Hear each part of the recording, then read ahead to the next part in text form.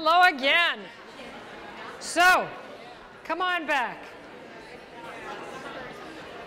So now we're going to hear from Shawn Riegsecker. He's the founder of Centro, which is a technology company that's focused on the advertising industry and helping them bring their media practices up to speed.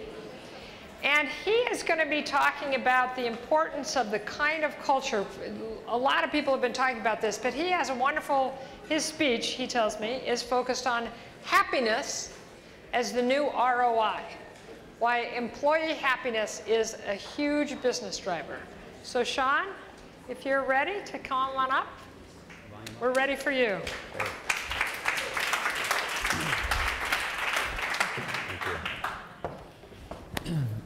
Good afternoon. Oh, I need a clicker. Hang on one second. So it's a pleasure to be here. Thanks everybody for coming. And I want to talk today, the title of this speech is Happiness is the New ROI. And I firmly believe that we're moving in the world to a place where focusing on the happiness and the health, the well-being, and the fulfillment of your employees is the #1 determinant of success into the future. But what I'm really happy about is that I get to speak at an advertising conference, and for the first time, you're not going to hear the words programmatic, you're not going to hear the words RTB, you're not going to hear anything about any platforms. It's going to focus totally on people and on happiness. Great. So, as I mentioned, getting your culture right is the single greatest determinant of your company's success over the long term. Now, I get it that in the short term, you can grind your employees and you can achieve some level of success. I've seen it happen a lot of times in the startup world. But if you're leading a company for any extended period of time, you're going to hit rough patches. There's going to be problems. Some of you may be suffering from some right now.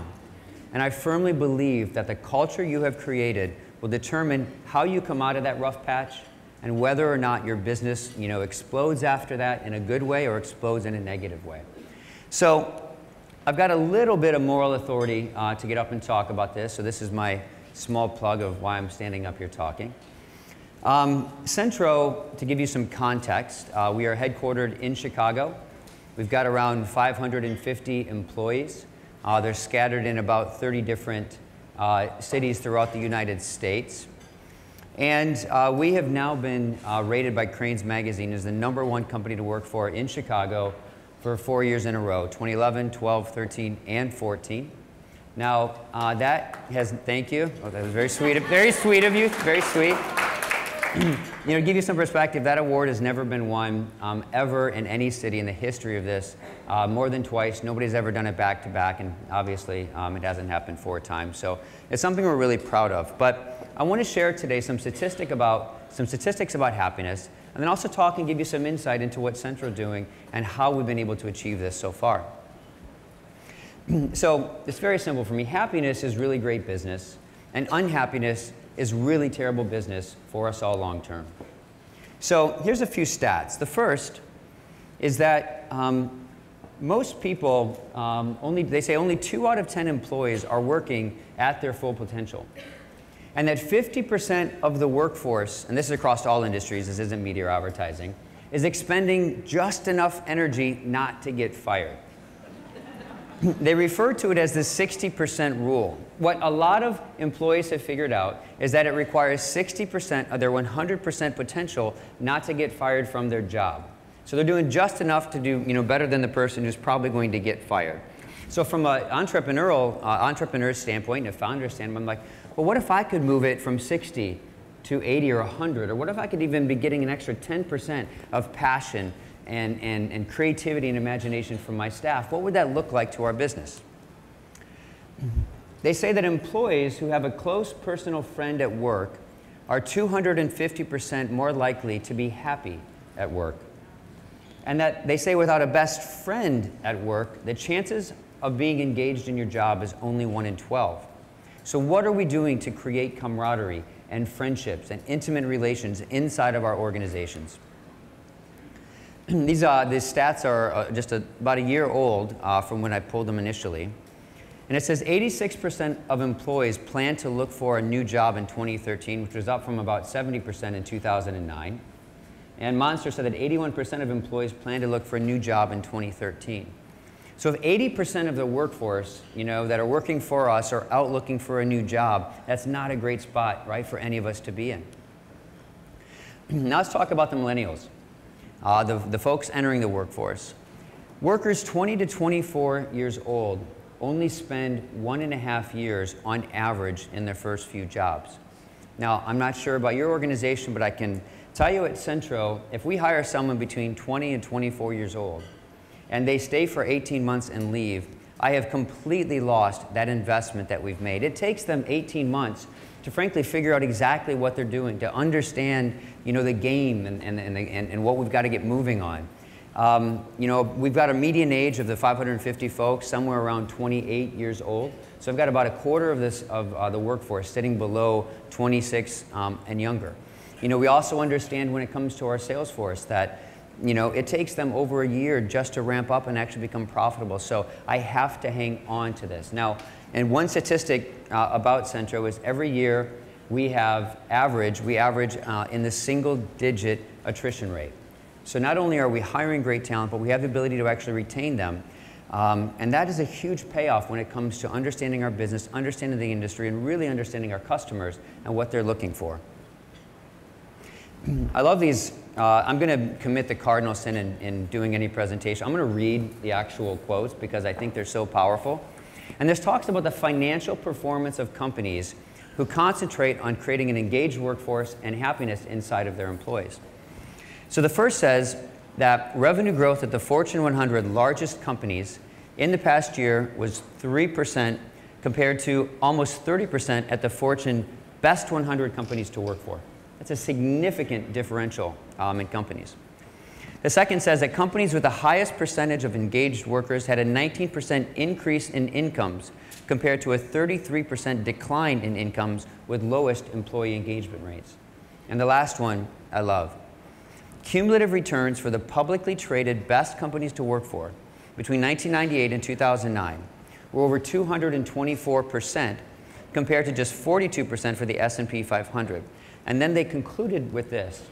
There are no other factors that can explain this significant and consistent historical return on investment other than creating happiness and engaged employees in your workforce. So to me, if we're doing anything other than focusing there first, we're missing what's going to be the biggest driver of our company going forward. Now I want to move and talk about Centro. So I had an opportunity to do something that very few people get to do, which is actually create a company from nothing. I had no preconceived ideas. I had no preconceived notions of what I had to do. I started Centro back in October of 2001, so I've been in business now almost 13, maybe going on 14 years. And here was my story about companies. Now, I had no idea if I was going to succeed or fail. In fact, there was a much greater chance that I was going to fail miserably. But what I wanted to do was I wanted to build something the right way. And I was like, well, what does the right way mean?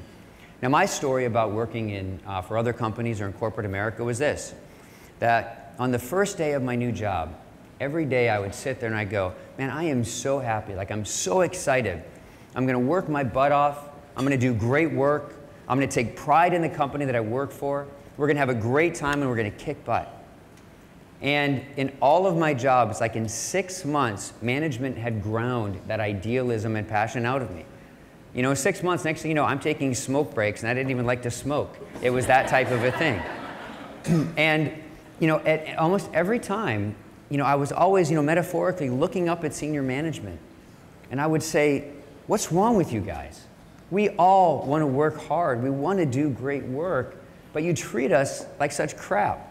We get no appreciation. We're not learning a lot. We're being shuffled around like we're numbers, not human beings. And I'm like, well, that's not the company that I want to create and build. So then I had to figure out what was the company that I wanted. Now, I spent a lot of time meditating, and so the first thing that I did was when I decided I was going to start the company, I spent a lot of time just meditating and thinking about, I didn't want to do it the wrong way. I wanted to do it the right way, but what did the right way mean? And I came up, I'm very spiritual, a lot of religion in my life, but I threw that out, said we can't bring that into the workforce. So what can I replace that with? And I rested on this idea of let me figure out a way to create happiness. Now, I know when we go to business school, they're going to teach you that the #1 goal of any organization is to return value to shareholders. I personally think that is a really terrible and pretty low bar of what an organization or a group of people coming together should be. Why is that the actual responsibility of companies? Why can't a responsibility of an organization be that, but also to, when people come and work for you or they work inside your company, are they going home happier? Are they going home more fulfilled? Are they growing in their life? Are they better mothers, fathers, husbands, sisters, daughters because of the work that they get to do with you? And so I said, okay, well, that's where I want to go. Now, what did that mean? Well, it ended up in a document called the Corporate Manifesto. And the Corporate Manifesto, the first line it begins is that, our mission is to create a blueprint for an improved corporate America of the future.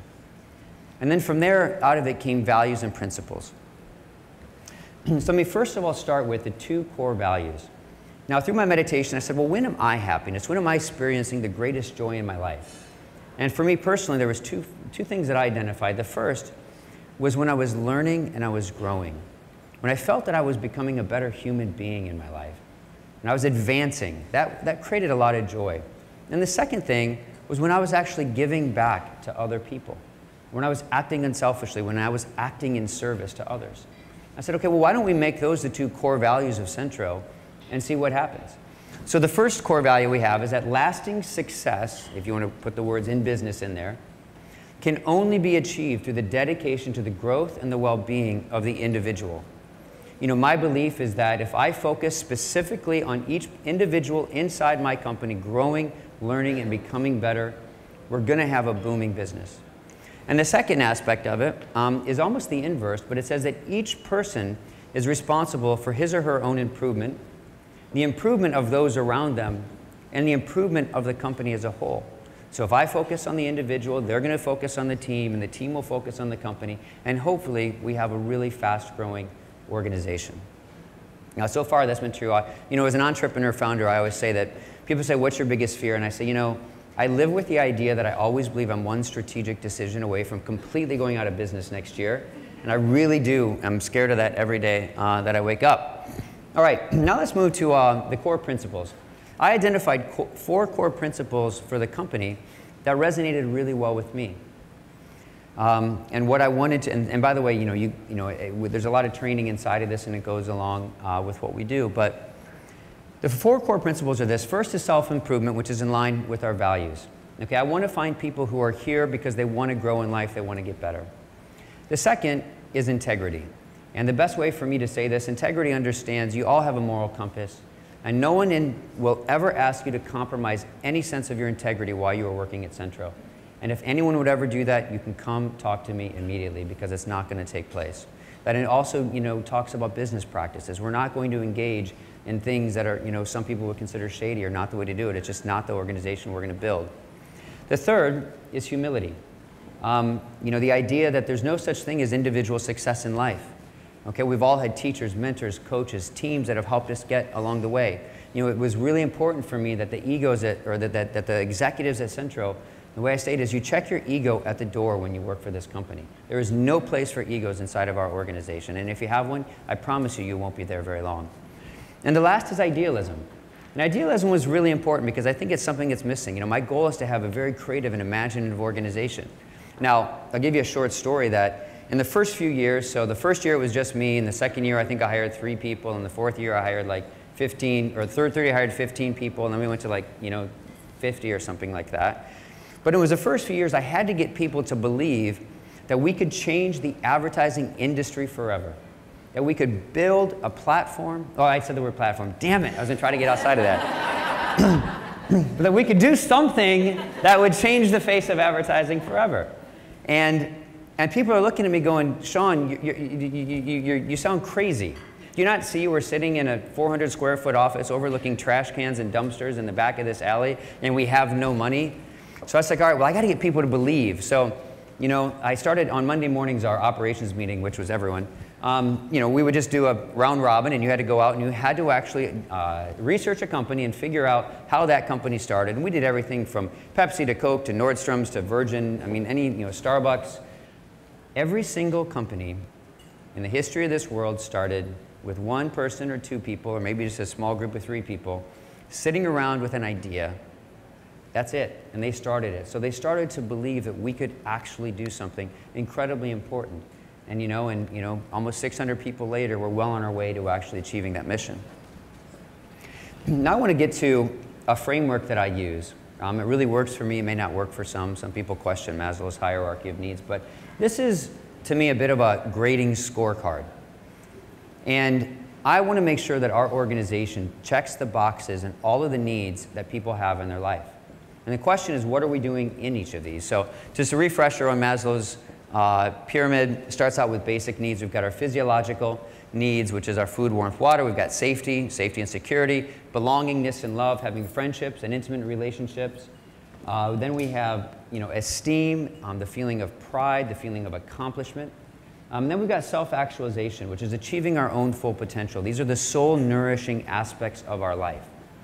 Now, as an organization, I want to make sure we're actually hitting all of these.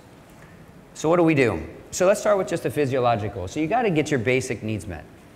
The biggest thing for me is that I want an organization of as pure and utter creativity and imagination and passion as I can, which means I can't have people worrying about their basic needs.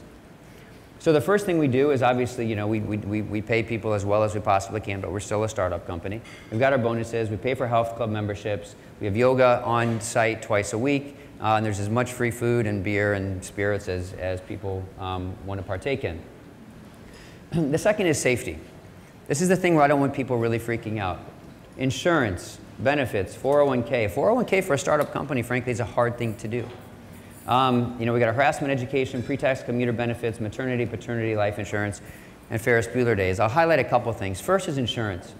So, when I started the company and we were talking about health insurance and needs, I said, wouldn't it be great if we had an organization where nobody had to pay for their health insurance?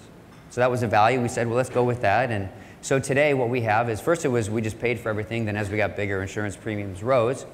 So we ended up going with a partner, and they had a $3,000 what do we call it? $3,000 deductible and copay. And I said, all right, well, let's create an HSA account. So we fund $3,000 after taxes for all of our employees. So there is no paying for insurance when you work inside of Centro. Ferris Bueller days was an idea that someone came up with, which is in addition to your vacation, you also just get 10 days a year that you can just call in and say, I'm not coming into work for whatever reason you want to do it. That's fine with us. Maternity and paternity, I think we're pretty lenient on that. I think it's 3 months. I think it's 4 to 6 weeks for guys. So we try to be as giving as possible there. Now let's go to belongingness and love. Now we're getting into the real important stuff. So how do we create an environment and a culture where we can create the friendships? Back to the idea that people need to have best friends. So, not only is there a ton of parties, small groups, stock options, candidate referral bonuses, by the way, we pay every employee $3,000 after taxes for every person they recruit into the company. 55 to 60% of all of our new employees come from current employee inside referrals. So we've hired about 190 people this year. We've done it with 5 recruiters on staff, and it's a wonderful thing. Now the problem with that is the lack of diversity, and it's something that's actually, we're really looking at hard because we're finding too many birds of a feather are attracting more of the same feathers. So we've got to work that out. Now let's get to esteem. Appreciation, applause, raving fans, and celebration. This is the thing that I think Centro does really well. The #1 reason an employee leaves a job is because they don't feel appreciated for the work they do. A few times a year, and I'm always reminding our managers, that you have to tell your employees that you appreciate them. I'll send out an email saying this is Appreciation Week if you haven't said it. Now here's the deal. You have to say it. You got to approach your team and let them know you appreciate them. And don't say, hey, good job. And don't say, hey, hey, that's pretty cool what you did over there. Say, I appreciate you.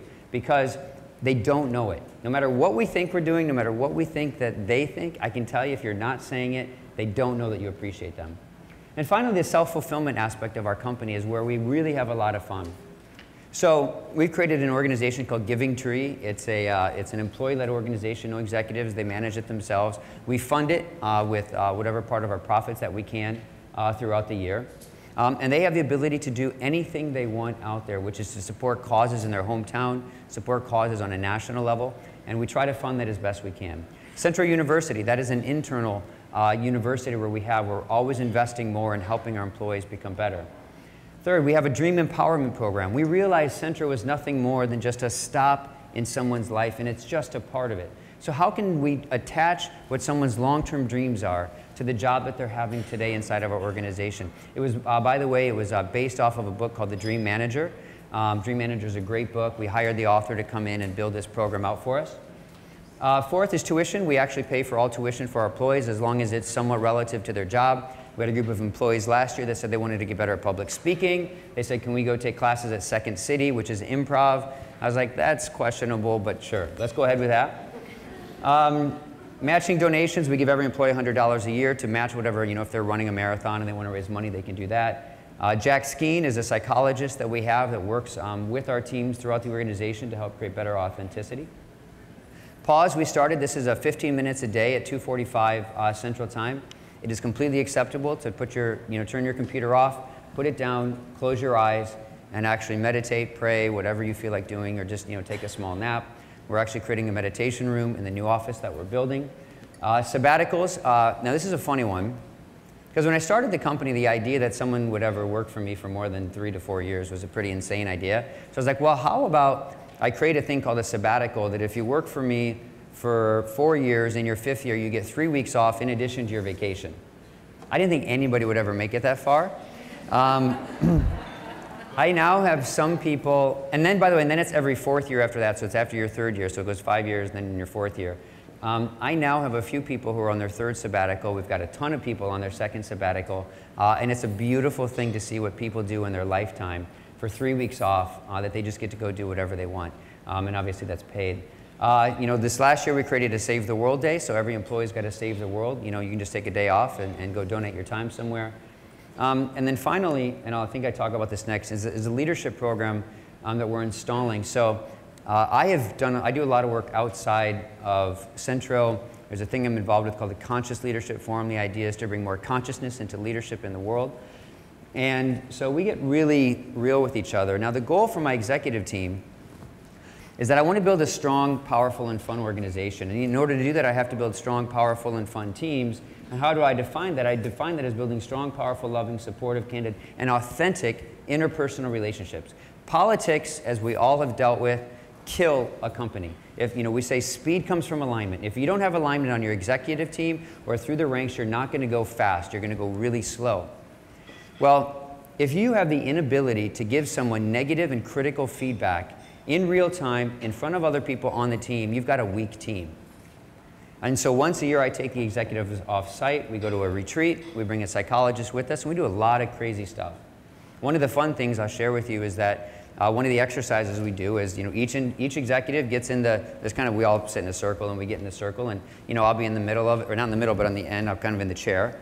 And everyone will go around, and they have to say these words. And you have to say these words. Shawn, my most powerful negative feedback about you is, and whatever the most negative thing they can think about me, they have to say it to me. Now, you know how exhilarating and opening that is and every single person says it, so everyone hears the negative thing that they're saying about me. Now we also followed up with my most powerful positive feedback. But by the way, we do the negative first, because how many often times in our life when we get feedback, we say, well, you are a really wonderful person and you're really doing great, but, we're just gonna get rid of the but, just say it. I always like to talk about how, look at championship teams and professional teams. You think if someone makes a mistake on the court, they say, hey, you know what, can I meet with you one-on-one in a private room inside the locker room? No. They yell at them on the court, they move fast, they self-correct, and they move. That's the type of organization I want and what we keep trying to breed. So I'm going to end it, and there may be time for questions. I'll let the leadership of this determine if that's true. With just some of the fun things that we've done at Centro. So at Centro, these are just photos from the Giving Tree, donating time all over the place. A team through the Dream Empowerment Program wanted to go volunteer in Guatemala, so a bunch of them went out there. And they also use the Change the World Day as a backdrop. We do healthy happy hours every now and then, which is just getting drunk on healthy drinks. We have a wellness palooza every year. Look, the fact of the matter is when you've got a bunch of 20-somethings who got their bodies checked out and blood checked out when you were that young, But we do a thing where we have everybody, we go into all the offices, everybody gets all their blood work done, and on a yearly basis. It's great for them to have that. We now have a pop-up marketplace, so we're bringing fresh produce in once a month, or maybe it might be once a week, I'm not sure. The pause I talked about, daily meditation and mindfulness time. We started a thing called Women of the Workplace, and the whole idea is to actually create greater empowerment of women inside of Centro. My favorite day of the year is our little Centron trick or treat, in which we actually create the scariest office you possibly can imagine, and everybody gets to bring their kids in. Lovely. We've had things such as, we've had a sumo wrestling contest, cupcake wars, we do Centro's Got Talent, and Oh My celebrations. And then, one day, by the way, we do this for new hire orientation. Once a month, all our new recruits come in and we celebrate their arrival. And so every Thursday, it's 3 days of orientation. Every Thursday, there's a party that we have in their honor, and each department at round robin has to decide what to do. And somebody brought in a mechanical bull, which I didn't even know you could do inside of an office. So this was actually me almost winning it. I did get beat out at the end on the mechanical bull, so that was fun. So look, I'll end it up with just say, listen, here's what I know in life. I was born, and I'm going to die. I know that for sure. What happens in between those 2 points, okay, is completely up to me. There is not enough money, success, or fame in this world that you could pay me to get up every day and go into the office and not be happy with what I do. And I try to extend that to all of my employees. So the goal is, that's how can we create an industry of awesomeness, of creativity, and imagination. My goal is to, frankly, open source everything we're doing at Centro. This is our kind of give forward, pay it forward type of a thing, so we're always open to talking about that. So with that, I'll wrap up. Thank you all. I appreciate it.